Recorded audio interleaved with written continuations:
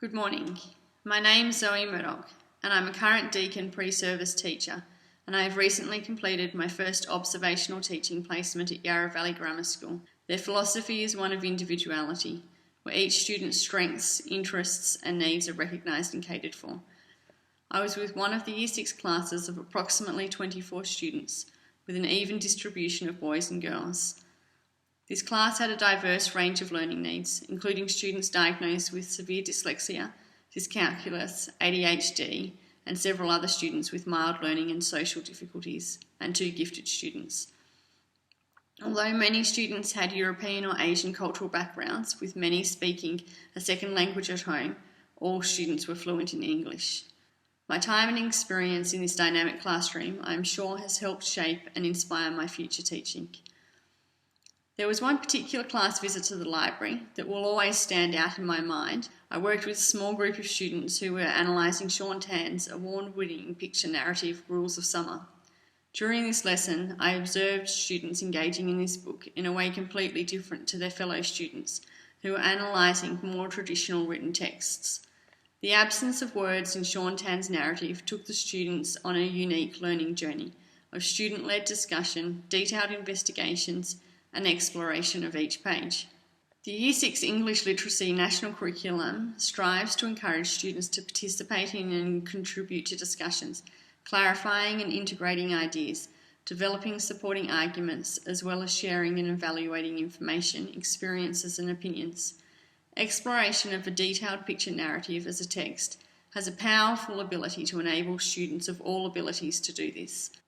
Observing this group's initial responses to Sean Tan's narrative was interesting. The students shared expressions of surprise. "We got the easiest book. There are no words." And then one student piped up, "What is this book actually all about?" And in no time, the students were huddled over the book, investigating the pictures, unpacking the narrative, and sharing opinions that were discussed, accepted, and/or rejected. What stood out to me was the way the narrative of the pictures had provided an even playing field between the different abilities in the group. All students, even those with severe learning difficulties, were able to actively participate in the task and achieve the primary outcome of exploring the structure of the narrative in a way that no other task had. This experience taught me about the importance of exposing students to multiple text types, and most importantly, the benefits to be gained in student learning when students are engaged and connect with a text.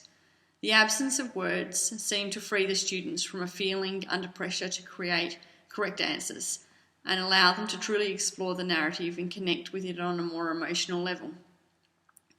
This led me to look at Sean Tan's other picture narratives that could engage this class of multicultural students and help them to use literature to connect to the country they are living in and learning in, and to gain an understanding of the many shared journeys and experiences their extended families have had, even though they come from a wide variety of countries, including Singapore, Italy and Greece. I felt that looking at these journeys would help create wider intercultural understandings, focusing on the often similar plights of different immigrant families instead of looking at the more obvious but less important differences. Sean Tan's The Arrival immediately captured my interest. A migrant story told us a series of wordless images that might seem to come from a long-forgotten time. This book lends itself to be used as a central component to integrated studies, combining literacy and awareness of intercultural relations, and a reference point for a series of smaller lessons that can utilise a number of different teaching strategies, including inquiry of the text, whole class and small group discussions, and narrative writing tasks.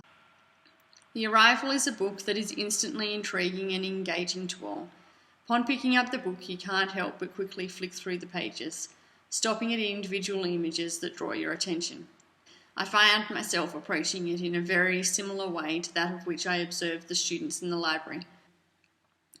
This story has so many layers and can be used with students as an introduction to discuss and investigate many areas, including but not limited to how Australians of Asian heritage have influenced Australia's history and continue to influence its dynamic culture and society, providing an opportunity for students to participate in structured or guided inquiry, where students can engage in asking questions, gathering information, analysing data, drawing conclusions and making decisions in a learning space that encourages students to increase their understanding as opposed to just rote learning facts about immigration.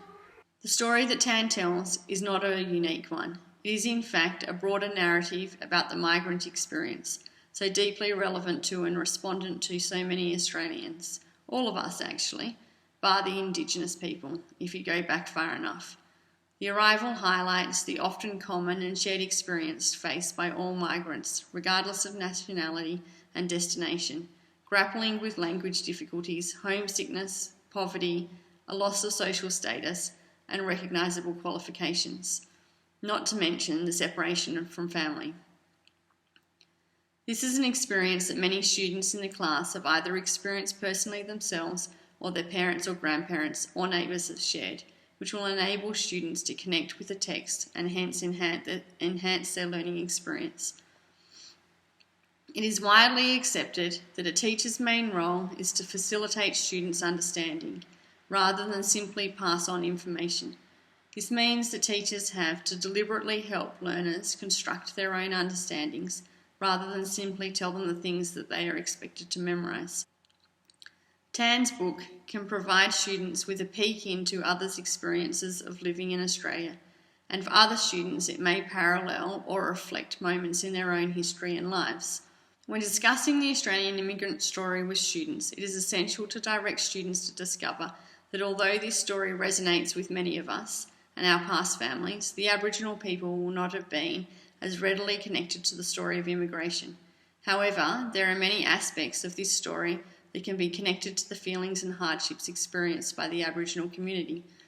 Both communities, immigrants to Australia and the Aboriginal people, share some common experiences and perspectives, including displacement, migration, be it internal or from another country, the struggle with change and discovering new things, the difficulties of not understanding another community's language, and the memories of hard times, just to name a few. Although this story is not of the Aboriginal people but of immigration to Australia, many common threads can be drawn with Aboriginal storytelling through illustration and symbols. The way that Tan has chosen to tell the story of immigration is not dissimilar to the way that the Aboriginal people use art as a way of recording and telling stories, using symbols as an alternative method to writing down stories and cultural importance. Tan is one of a few modern authors to use the powerful tool of illustration and artwork to record a wordless story that can be interpreted and told with many different nuances depending on the setting. In discussion of the text and its possible meanings, students develop critical thinking as they state and justify a point of view and respond to the views of others, developing intercultural understandings as they learn to value their own culture, language and beliefs, and those of others. The text can be used as a tool to enable students to make connections between their own experiences and those of characters and events represented in a text drawn from different historical, social and cultural contexts. These discussions and investigations lead all students to develop new understandings of diverse cultures in ways that recognise commonalities and differences, create connections with others and cultivate mutual respect.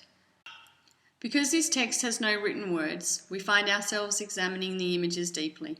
We seek out the nuances in the drawings of people and objects as well as in the design and the placement of images relevant to others, enabling students to use comprehension strategies to interpret and analyse information and ideas. Working with a wordless text can assist students in the development of their own opinions and in-depth understandings that are relevant to their situation and background. There are similarities in all cultures, and we should aim to facilitate students to focus on these rather than the often small differences. All cultures share rich stories that are passed on from generation to generation.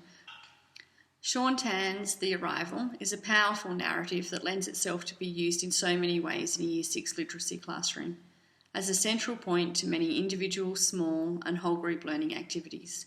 It is a particularly effective text in enabling students to engage in intercultural discussions and understandings that are central to the students' wider social development.